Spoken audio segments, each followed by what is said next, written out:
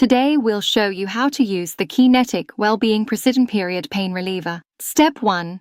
Preparing the electrode pads. Attach the end of the electrode cord with the 2 metal poppers to the 2 electrode pads. Connect the other end of the electrode cord into the Type-C socket on the bottom of the main unit.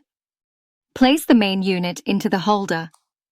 You can now attach the main unit to your waistband. Step 2. Using your TENS device. Clean the areas of skin you intend on placing the electrode pads. Place the electrode pads around the treatment area. This can be on your lower abdomen or your lower back.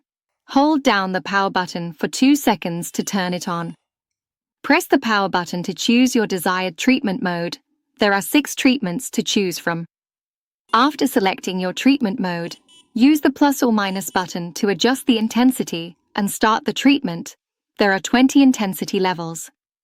Once the 15-minute treatment cycle is completed, the intensity will change to 0 and the main unit will automatically shut off. Alternatively, you can press and hold the power button for 2 seconds to power off the main unit during the treatment. For further support, visit www.kinetikwellbeing.com/product-support/. Thank you for watching. We hope you found this video helpful.